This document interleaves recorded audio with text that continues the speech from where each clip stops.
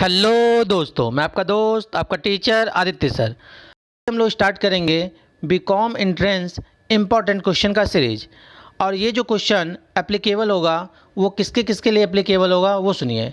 BHU के लिए applicable होगा, इलाहाबाद यूनिवर्सिटी के लिए एप्लीकेबल होगा, महात्मा गांधी काशी विद्यापीठ, या फिर यदि आप लोग यूपी कॉलेज की तैयारी कर रहे हैं, हरिश्चंद्र कॉलेज की, संबिम women college, Jagatpur PG college के अलावा कुछ और भी कॉलेज है जिसका यदि आप बीकॉम एंट्रेंस का तैयारी कर रहे हैं तो आपके लिए ये क्वेश्चन इंपॉर्टेंट होंगे। बहुत सारे क्वेश्चन जो हमारे द्वारा इंपॉर्टेंट क्वेश्चन का सीरीज स्टार्ट किया गया है इसमें से आपके आ जाएंगे। तो आइए स्टार्ट करते हैं हम लोग BCom entrance important question series.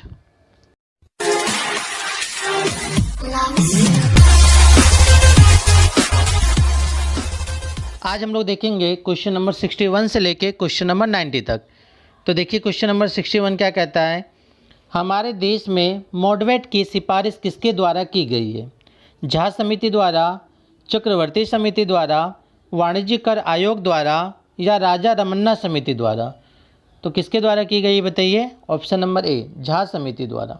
Question number 62, केंद्रीय मूल्य वर्धित कर सैनवेट आरोपित किया जाता है संपूर्ण उत्पादन के अंतिम मूल्य पर, उत्पादन में प्रयुक्त कच्चे माल की लागत पर, उत्पादन व बिक्री के अंतिम मूल्यों पर, उत्पादन व मध्य बिक्री के प्रत्येक चरण पर? बताइए कौन सा होगा इसका। Option number C. Question number 63, यदि आय की मांग बेरोजगार हो तो कर की दर बढ़ा दो, और यदि आय की मांग रोजगार हो तो कर की दर घटा दो। यह किसका कथन है? यह डाल्टन का है। Option number B. Question number 64, moderate के पक्ष में कौन से तर्क दिए जाते हैं? प्रशासनिक दृष्टि से सुविधाजनक है एवं कर चोरी की संभावना बहुत कम है, उत्पादन मूल्य पर कर देय होने के कारण कार्यकुशलता को प्रोत्साहित करता है, इसमें लागतों व कीमतों में चक्रीय वृद्धि नहीं होती है। ये सारा ये option number D. Question number 65, यदि आय की मांग बेरोजगार हो तो क्या करना चाहिए? आयकर लगाया जाना चाहिए, आयकर नहीं लगाया जाना चाहिए, आयकर लगाया जा सकता है और नहीं भी, या आयकर की जगह सेवा कर लगाना चाहिए? तो उसका हो जाएगा option number A. Question number 66, किस परिस्थिति में सरकार को करारोपण के स्थान पर ऋण लेकर साधन जुटाने चाहिए? प्राकृतिक आपदा व युद्धकालीन वित्त व्यवस्था, मुद्रास्फीति की स्थिति, सामान्य सरकारी खर्चों हेतु, अनार्थिक परियोजना हेतु? बताइए इसका जवाब क्या होगा। इसका जवाब आप हमें कमेंट बॉक्स के माध्यम से देंगे।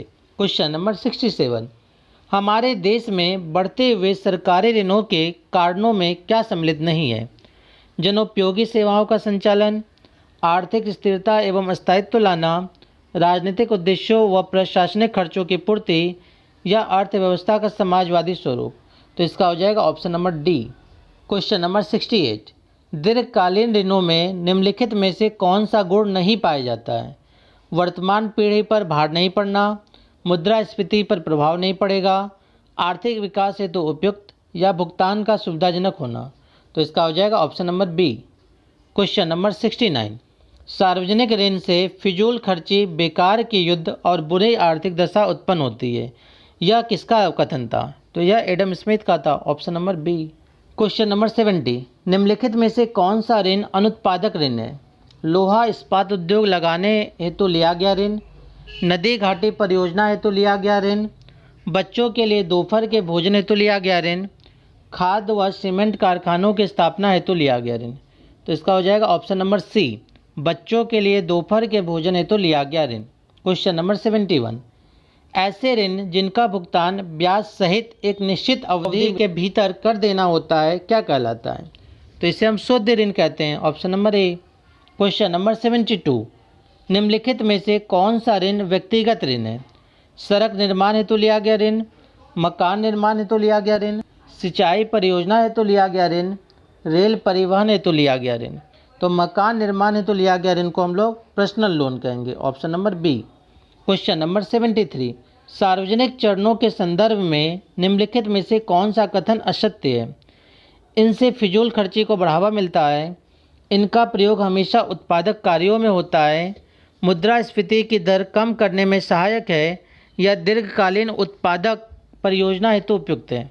बताइए कौन सा हो जाएगा। Option number B. इसका प्रयोग हमेशा उत्पादक कार्यों में होता है। क्वेश्चन नंबर 74, घाटे की वित्त व्यवस्था का उद्देश्य क्या है? मंदी काल को दूर करना, कीमतों में कमी लाना, सरकार की आय में वृद्धि करना या मुद्रास्फीति को रोकना। तो ये मंदी काल को दूर करना इसका उद्देश्य है, option number A. Question number 75, घाटे की वित्त व्यवस्था के गुणक प्रभाव सकारात्मक होने के आधार पर सर्वप्रथम इसका समर्थन किसने किया? बताइए, चार ऑप्शन में से कौन सा हो जाएगा? J.M. Keynes, option number B. Question number 76, निम्नलिखित में से कौन सा ऋण उत्पादक है? शिक्षा विकास हेतु लिया गया ऋण, पेंशन सुविधा प्रदान करने हेतु लिया गया ऋण, बेरोजगारी भत्ता प्रदान करने हेतु लिया गया ऋण या ब्याज चुकाने हेतु लिया गया ऋण? तो इसका हो जाएगा ऑप्शन नंबर ए, शिक्षा विकास हेतु लिया गया ऋण। जब सरकार बजट घाटे की पूर्ति के लिए मुद्रा की पूर्ति में वृद्धि करती है तो इसे क्या कहा जाता है? ऋणार्थ प्रबंध, अतिरिक्त मुद्रा पूर्ति, राजकीय ऋण या करारोपण? तो इसे हम ऋणार्थ प्रबंध कहेंगे, option number A. Question number 78, घाटे की वित्त व्यवस्था से क्या प्रभावित होता है? सरकारी नियंत्रण, प्राकृतिक प्रकोप, उपभोग या सरकारी उत्पादन? तो उपभोग प्रभावित होता है, option number C. Question number 79, निम्नलिखित में से किसे युद्ध वित्त हेतु उपयुक्त नहीं समझा जाता है? आंतरिक ऋण, ऋणार्थ सहायता, करारोपण या आर्थिक सहायता? तो इसका आंसर हो जाएगा ऑप्शन नंबर सी, करारोपण। क्वेश्चन नंबर 80, बड़ी थैली ही युद्ध जीतती है, सबसे बड़ी तलवार नहीं, क्योंकि मुद्रा ही शक्ति है। यह किसका कथन है? आर्थर लेविस का, स्टीनर का, डेनियल डिफो का, रॉबर्ट पील का? तो ये जो कथन है ये डेनियल डिफो का है, option number C. Question number 81, निम्नलिखित में से कौन सा साधन सरकार की आंतरिक आय प्राप्ति का मुख्य साधन है? सार्वजनिक ऋण, करारोपण, ऋणार्थ प्रबंधन या विदेशी सहायता व अनुदान? तो सार्वजनिक ऋण है इसका answer, option number A. Question number 82, केंद्रीय व राज्य सरकारों के वित्तीय संबंधों एवं उनके मध्य समन्वय का आशय क्या समझा जाता है? आर्थिक संबंध, वित्तीय संबंध, संघीय वित्त या मौद्रिक संबंध? तो इसे हम संघीय वित्त समझते हैं, option number C. Question number 83, युद्ध के समय किसे लाभ की प्राप्ति होती है? गरीब मजदूरों को, पूंजीपति को, मध्यम वर्ग को, ये सेना या कर्मचारी को? पूंजीपति को होता है, option number B. Question number 84, आर्थिक विकास की दर बढ़ाने हेतु आवश्यक व्यय की व्यवस्था का सबसे उपयुक्त साधन किसे माना जाता है? करारोपण, सार्वजनिक ऋण, ऋणार्थ प्रबंध या विदेशी अनुदान? सार्वजनिक ऋण को माना जाता है, option number B. Question number 85, विदेशी ऋणों के विपक्ष में कौन सा तर्क नहीं दिया जाता है? विदेशी ऋण अनुत्पादक होते हैं, ज़रूरत के समय उपलब्ध नहीं होते हैं, विदेशी आर्थिक उपनिवेश बनने का खतरा या अनावश्यक विदेशी हस्तक्षेप का बढ़ना? तो इसका हो जाएगा ऑप्शन नंबर ए, विदेशी ऋण अनुत्पादक होते हैं। क्वेश्चन नंबर 86, संघीय वित्त के सिद्धांतों में निम्नलिखित में से कौन सा सम्मिलित नहीं है? स्वतंत्रता का सिद्धांत, एकात्मक शासन व्यवस्था सिद्धांत, एकरूपता का सिद्धांत या मितव्ययी व कुशलता का सिद्धांत? तो इसका हो जाएगा हमारा option number B. Question number 87, वह नीति जिसके तहत सरकार उच्च रोजगार, कीमत स्थिरता, विदेशी व्यापार में संतुलन, आर्थिक विकास में वृद्धि आदि करती है, क्या कहलाती है? मौद्रिक नीति, राजकोषीय नीति, ऋण नीति या विदेशी व्यापार नीति? तो इसे हम राजकोषीय नीति कहते हैं, option number B. Question number 88, कार्यात्मक वित्त का प्रयोग सर्वप्रथम किसके द्वारा किया गया था? A.G. लर्नर, व्यूलर, फिंडले सिराज या एलिंगर? तो इसका हो जाएगा option number A, A.P. Learner. Question number 89, वर्ष भर की सार्वजनिक आय एवं सार्वजनिक व्यय की स्वीकृत योजना को क्या कहा जाता है? इसे बजट कहते हैं, ऑप्शन नंबर ए।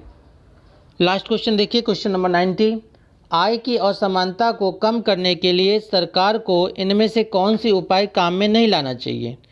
अमीरों पर प्रगतिशील करारोपण, गरीबों हेतु रोजगार के अवसरों में वृद्धि, सार्वजनिक व्यय का बड़ा भाग गरीबों के लाभ हेतु, सभी पर समान दर से करारोपण?